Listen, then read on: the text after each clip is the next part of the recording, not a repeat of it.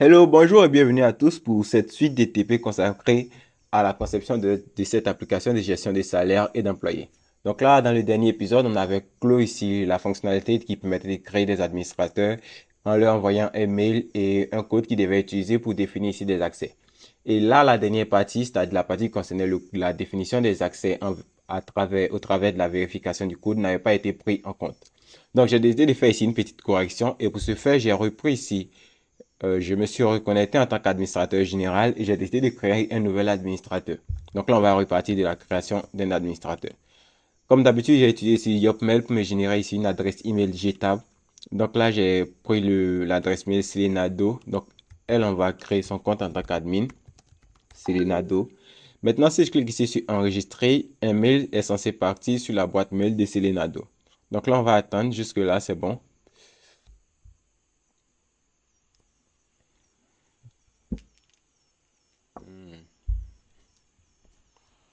Donc jusque-là, c'est bon, on va venir vérifier maintenant la boîte mail de Selenado. Si on rafraîchit ici sa boîte mail, on verra qu'on aura ici un nouveau message qui sera la Laravel création de compte. Là, on aura ici tous les tests de base. On aura saisi le code 2904 et on a le bouton et cliquer ici. Et lorsqu'on clique ici sur ce bouton, ce qu'on doit faire, c'est que là, on doit tomber ici sur une page qui nous demande de saisir ici.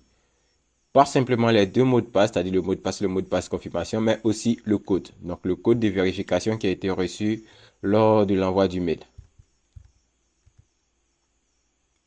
Donc là, ici, c'est parti. On va aller au niveau ici du contrôleur. Donc là, je vais chercher le contrôleur qui permettait la vue qui permettait d'afficher ça. Donc là, c'était la vue validate account. Donc là, ici, on avait le champ ici email. On va juste dupliquer ici ce champ email là. Et ici, là, on va le mettre ici en code. Donc là, on va dire qu'on aura ici un champ supplémentaire qui sera code. Donc là, l'input sera des types test. Le name, ça sera ici code. La classe, ça peut rester email, mais la value ici, on peut dire que la value, ça sera ici un old. Donc là, ici, on mettra ici un old de code. Et là, lui, il ne sera pas ici en lecture unique, il sera totalement accessible. Et là, je vais en profiter pour faire ici une petite correction. Et tout ce qui est text danger, je vais ici venir là et mettre ici la couleur en important. Et encore ici, je vais mettre ici un form group. Et là, je vais lui dire que c'est une flexbox. Donc, je vais mettre ici un display flex. La flex direction, ça sera ici en colonne. Et là, je pense que ça pourrait régler le problème qui apparaissait lorsque on avait ici des messages d'erreur. Donc là, si on rafraîchit maintenant, on voit que là, on a ici tous les champs qui apparaissent. On a le mail, le code, le mot de passe et le mot de passe de confirmation. Et là, ici, le form group, ici, il bug. Et là, si je mets ici un justify content center pour voir s'il va totalement aligner les données au centre. Donc là, ça semble ne pas fonctionner. Donc là, c'est bon. On a ici le mail qui est déjà rempli par défaut. On a un champ ici pour le code, un champ pour le mot de passe et un champ pour le mot de passe de confirmation. Et là, ici encore, je peux mettre ici un gap de 1 RM histoire de mettre plus d'espace entre les différents formulaires. Donc là, ici, on a email, code, mot de passe. Et ici, mot de passe de confirmation. Et là, form group, plutôt que de faire ici un gap, je vais mettre ici un margin bottom de 1 rem, histoire d'alléger un peu, de mettre des espaces du bas. Donc là, ici, on a le mail qui sera pré-rempli par défaut. On doit fournir ici le code. On doit fournir maintenant ici le mot de passe et le mot de passe de confirmation. Et là, au niveau, pour faire ici cette validation, on avait utilisé la request qu'on avait appelée submit define request. Donc ici, au niveau de la request, on voit que le formulaire, on a ajouté un champ qui s'appelle ici code. Donc au niveau du fichier submit define request, le fichier qui gère ici la validation de ce formulaire, au niveau ici de la méthode des règles, il va falloir qu'on puisse ici lui dire qu'on a un nouveau champ qu'on souhaite vérifier. Le champ se nomme code et la première vérification qu'on souhaite faire, c'est de nous assurer que l'utilisateur a rempli ce champ. Donc, une fois que ça c'est fait, on peut encore vérifier ici si ce champ existe. Parce que là, on a créé ici une table qu'on avait appelée Reset Password Code qui permettait d'enregistrer des codes qui étaient générés de manière dynamique. Et ces codes-là étaient liés ici à des adresses email. Donc là, ici, on va vérifier ici si ces codes-là existent. Et ici, la table, ça s'appelle Reset Code Password. Donc là, c'est Reset. Le nom de la table, c'est Reset Code Password. Et ici, la colonne qu'on va utiliser ici pour faire la vérification, la colonne s'appelle code. Parce qu'ici, au niveau de ma migration, j'ai créé ici une table que j'ai appelée Reset Code Password. Et il a deux champs, un champ code et un champ email. Et là, la vérification, on la fera ici en fonction ici du code. Donc là, une fois que c'est défini, j'oublie pas ici de mettre ici une petite virgule pour éviter qu'il y ait des erreurs. Et ce que je vais faire, c'est qu'au niveau ici de la fonction des messages, là où je retourne ici les messages, je vais retenir ici un nouveau message qui va concerner le code. Dans le cas où le code est requis, on aura ici le message qui sera le code est requis. Et dans le cas où le code n'existe pas, c'est-à-dire le code, la règle existe, elle va permettre de s'assurer que le code qui a été fourni se trouve bel et bien dans la table code. Donc là, il va parcourir ici toute la table, toute la base, toute la table plutôt. Et il va parcourir ici chacune des lignes en comparant le code qui a été fourni pour voir s'il y a une correspondance. Donc s'il n'y a pas de correspondance, on va lui dire que le message affiché, ça sera code inexistant. Ou alors on dira simplement ce code n'est pas reconnu. Ou alors on dira le code n'est pas valide. Voilà. Ce code n'est pas valide, consultez votre boîte email.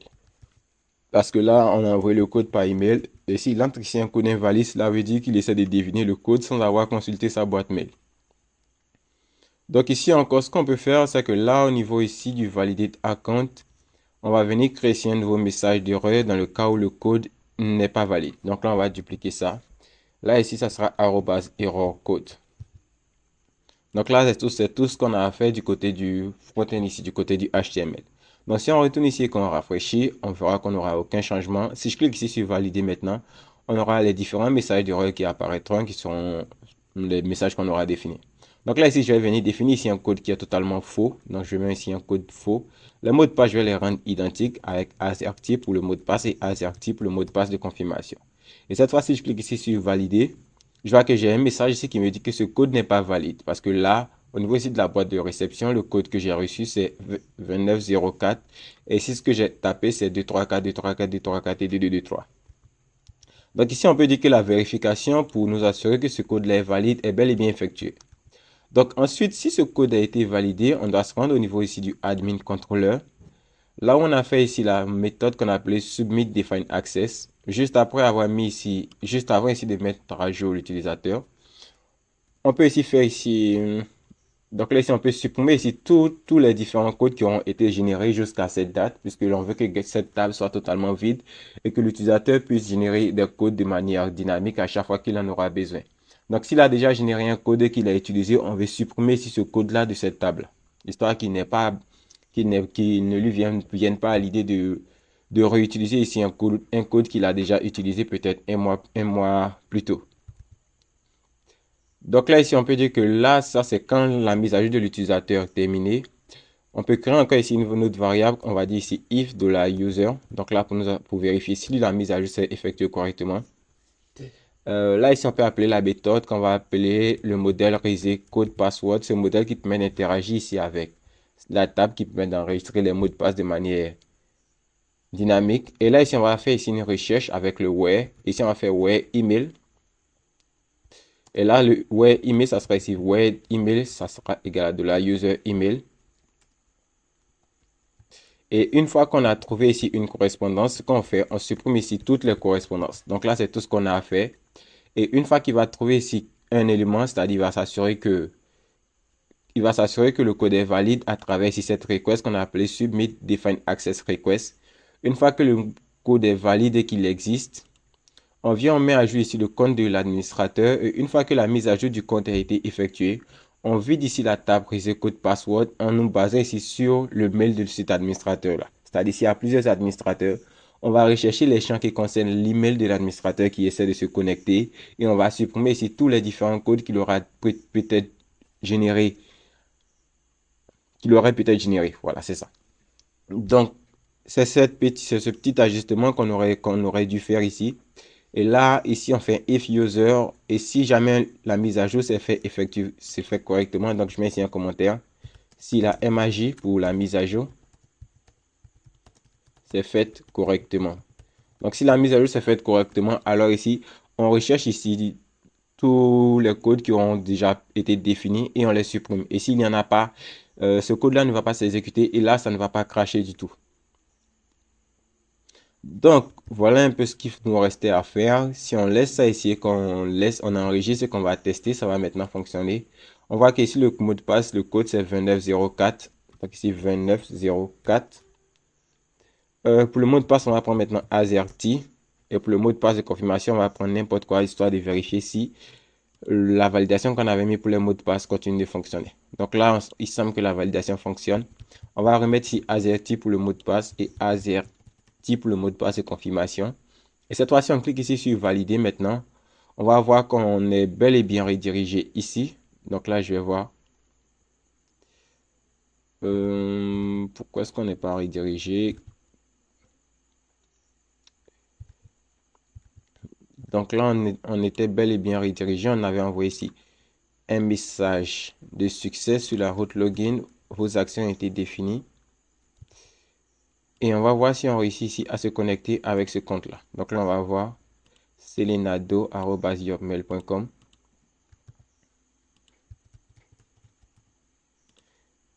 Et là, si on fait ça, on se connecte à nouveau. Et là, je ne suis pas totalement ici rassuré. Ce que je vais faire, c'est que je vais mettre ici. Pourquoi est-ce on n'a pas ici le success message au niveau ici de la route login. Donc là, je vais aller voir le fichier login.blade.php.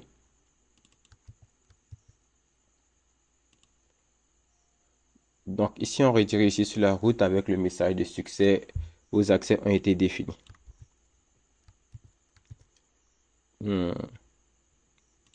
Donc là, ici, plutôt que d'appeler la méthode delete directement, je peux ici faire ici un count et je vais stocker ça dans une variable que je vais appeler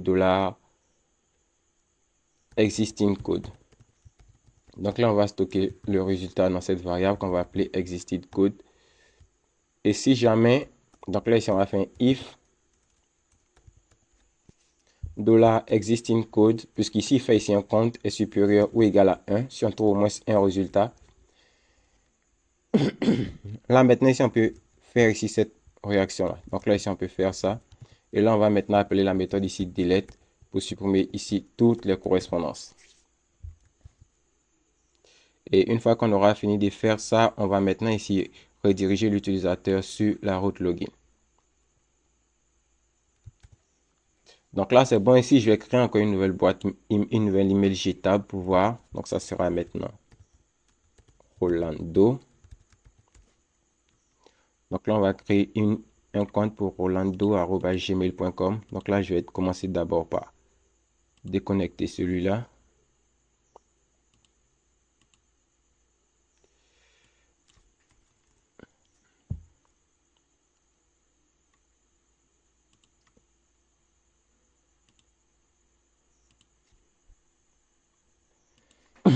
Donc là, je vais venir créer un nouveau compte pour Rolando, administrateur à jour. Ça sera le nom complet, ça sera Rolando. Le mail ici, ça sera rolando@yopmail.com et on va cliquer ici sur enregistrer. Donc là, on va patienter le temps de recevoir ici le nouveau email. Donc là, administrateur ajouté, on n'a pas encore récupéré la liste. Cette fois-ci, on rafraîchit. On voit que là, on a ici un code qui est généré qui est 2246. On clique ici maintenant pour voir. On va venir maintenant définir ici ce code qui est 2246. Le mot de passe, on va mettre AZERTY. Et le mot de passe de confirmation, on va mettre AZERTY. Et là, si on clique maintenant ici sur valider, ce que je vais faire ici, c'est que là, je vais mettre ça en commentaire d'abord ici pour voir. Et je vais mettre ici un dédié de $existing code, histoire de m'assurer que je ne fais pas ici d'erreur. Donc là, je mets les deux AZERTY, AZERTY. Et si je clique cette fois sur valider, je vois que là, existing code, j'ai 1. Donc si je peux décommenter ça, c'est-à-dire il trouve ici un résultat. Et puisqu'il trouve ici un résultat, ce qu'il va faire, c'est que là, ici, il va supprimer tous les codes qui ont été générés pour cette adresse email. Ou alors encore, ce que je peux faire, c'est que là, je peux ici faire ici de la DDD de la user email. Voilà. Là, histoire de m'assurer que je récupère bel et bien le mail de cet utilisateur. Et là, on voit que je récupère bel et bien le mail de l'utilisateur. Donc, si j'enregistre ça, on voit qu'ici, je fais ici un redirect sur la route login avec le message de succès. Vos accès ont été correctement définis. Donc, si je fais ça et que je rafraîchis totalement, je suis totalement redirigé ici sur la route login. Mais mes messages de succès n'apparaissent pas. Donc là, ici, je vais voir pourquoi est-ce que le message de succès n'apparaît pas. mais la validation ici en se basant ici sur le code a été effectuée correctement. Donc, j'espère que vous avez compris le système de réinitialisation de mot de passe en utilisant ici un système de code. Et on se retrouvera peut-être dans la prochaine vidéo où on va maintenant commencer à développer. Je pense bien, on va plutôt finir ici la partie des administrateurs en affichant ici la liste et les formulaires d'édition et de suppression. Donc là, on va implémenter ces fonctionnalités-là avant de vouloir aller de l'avant. Allez, ciao et on se retrouve au prochain épisode.